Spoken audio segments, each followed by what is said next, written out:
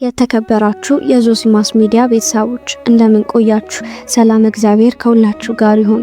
ዛሬ ክርስቶስ በዓለም ላይ ቆይቶ ካስተማረባቸው ጊዜያቶችና በቸርነቱ ከጎበኛቸው ሰዎች ውስጥ ጎልቶ የሚታይ አንድ ሰው አለ። ይህም ዘኬዎስ ነው። ዛሬ ስለዚህ ሰው በትንሹ እንቃኛለን። እስከ መርሃ ግብራችን ፍጻሜ ድረስ አብራችሁን ቆዩ። ዘኬዎስና ዛፉ። ዘኬዎስ ቁመቱ አጭር ዝናው ግን ረጅም የሆነ ሰው ነው። ይህንን ሰው የምናውቀው በኢያሪኮ መንገድ የሚያልፈውን ክርስቶስን ለማየት በአንዲት የሾላ ዛፍ ላይ ወጥቶ ነው። ወደዚች ዛፍ የወጣው ቁመቱ አጭር በመሆኑና በሕዝቡ መብዛት ምክንያት ክርስቶስን ሊያየው ባለመቻሉ ነው። መቼም ሰው በበዛበት ግርግርና በሆይ ሆይታ በተሞላበት ቦታ ክርስቶስን ማየትም ሆነ ከአምላክ ጋር መነጋገር ለአጭርም ለረጅምም ሰው ከባድ ነው። እያንዳንዳችን ጌታን ለማየት ከጫጫታና ግርግር ተለይተን የምንወጣበት የየራሳችን ሾላ የሚያስፈልገን ለዚህ ነው። ዘኬዎስ በሙያው ከአመንዝሮችና ከወንጀለኞች ጋር የተቆጠረ ቀራጭ ነበር። በሰው ፊት ደፍሮ ጌታዬን ማየት ፈልጋለሁ እንዳይል ከእርሱ ቀድሞ አይኑ እንደበራለት በርጤሜዎስ የዳዊት ልጅ ሆይ ማረኝ ብሎ በጸሎት በሕዝብ ፊት እንዳይጮህ አንተን ብሎ ጸሎተኛ ትንሽ አታፍርም የሚያሰኝ ሕይወት ስለነበረው ጌታን በሩቅ ማየት ብቻ ይበቃኛል ብሎ ከዛፍ ላይ ወጣ። ዘኬዎስ ወደ ዛፍ የወጣው ጌታን ለማየት እንጂ ለመታየት አልነበረም። የእርሱ ፍላጎት ከሰው መሃል ገብቶ ሳይከለል ጌታውን ማየት ነበር።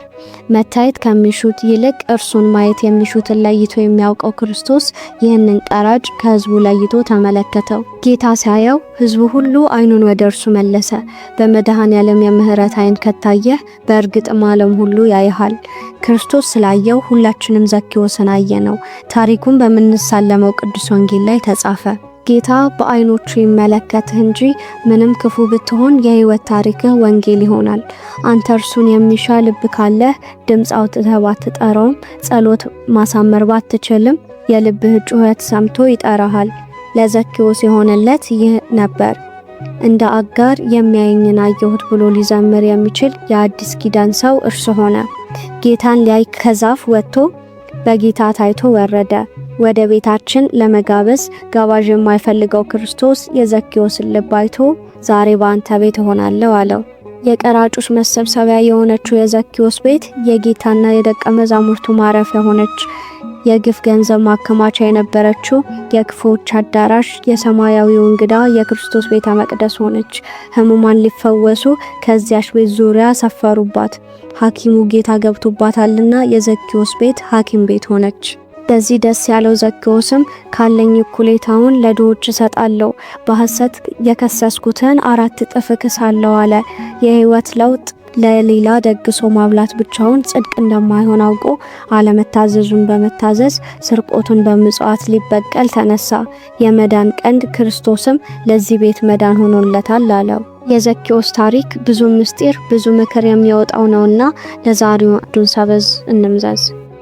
እንደሚታወቀው የዘኬዎስ ከዚያ በኋላ ያለው ታሪክ አልተጻፈም። ከእርሱ ታሪክ ጋር የተያያዘችው ቅርስ እርሱ የወጣባትና ጌታውን ያየባት የሾላ ዛፍ ነበረች። በኢያሪኮ መንደር የምትገኘው ይህች ዛፍ ለሌሎች ሰዎች ተራ ዛፍ ብትሆንም ለዘኬዎስ ግን የሕይወት ዛፍ ናት። ምናልባትም ዘኬዎስ ከመስቀል በፊት ጌታን ያየባት የከበረች ዕፅ ይህች ዛፍ ናት። ጌታው እርሱን ብሎ ሳይሰቀል በፊት እርሱ ጌታውን ብሎ የተሰቀለባትና መድኃኒቱን ያየባት ይህች ዛፍ ለዘኬዎስ ትልቅ ባለውለታው ናት። ዘኬዎስ ይህችን ዛፍ ባየ ቁጥር ምን ይሰማው ይሆን? ምንም እንኳን ትልቅ ዛፍ ብትሆንም እርሱ ግን እንደ ችግኝ በስስት ሳይመለከታት የሚቀር አይመስላችሁም? ባለፈ ባገደመ ቁጥር በፍቅር የሚሳሳላት ጌታውን ሲያስብ ለጸሎት የሚመጣባት ቅጠሎቿን በፍቅር እየነካካ ዙሪያውን የሚያጸዳላት ጌታን የሚያይባት ክብርት ዛፉ ናት። አይበለውና ይህች ዛፍ ትቆረጥ ቢባል ዘኬዎስ ምን የሚል ይመስላችኋል? በእጆቹ ግንዷን ታቅፎ አትንኩብኝ ይል ይሆን? ለማገዶ ተዋል ተብሎ ቢወሰንባትስ? እሳት ቢነድባትስ የዘኬዎስ ልብ ምን ያህል ይቆስል ይሆን?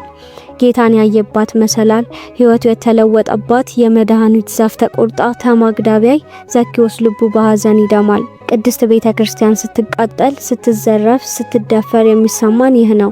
በኃጢአት ቁመታችን አጥሮ ፈጣሪን ማየት ሲሳነን በእርሷ ላይ ወተን ጌታን ያየንባት፣ የታሪካችን መስመር ተቀይሮ ለቤታችን መዳንን ያገኘንባት ብዙ ዘኪዎሶችን ተሸክማ ከጌታ ያገናኘች እውነተኛዋ ዛፍ ቅድስት ቤተክርስቲያን ናት። እርሷን የሚነኩ ሁሉ የመጠጊያውን ብረት ይቃወማሉ፣ አይነኩ ከነኩ ያድራሉ ሲታወኩ የተባለላት ቅድስት ቤተክርስቲያን ናት።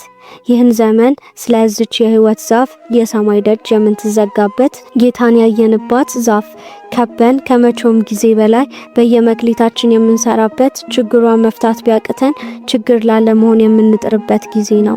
ስለዚች የኃጥአን ተስፋ ስለሆነች የዘኪዎስ ዛፍ ገጣሚ ዳዊት ግርማ የአባ ጳውሊ ራእይ በተባለ የግጥም መድብል ላይ እንዲህ ብሎላታል። ቤተ ክርስቲያን ደብረ ብዙኃን ምነው እንደ ዳዊት ዘመን ዛሬም በሆንሽ በድንኳን ምቀኛ ሲገፋሽ ጠቅልዬሽ እንድሸሽ ምቀኛ ሲተውሽ መልሼ እንድተክልሽ ብሎላታል። ውድ የቻናላችን ተከታታዮች የዛሬውን መርሃ ግብር በዚሁ ቋጨን። በቀጣይ በሌላ ዝግጅት እስከምንገናኝ አምላክ እግዚአብሔር ከሁላችን ጋር ይሁን። ይቆየን።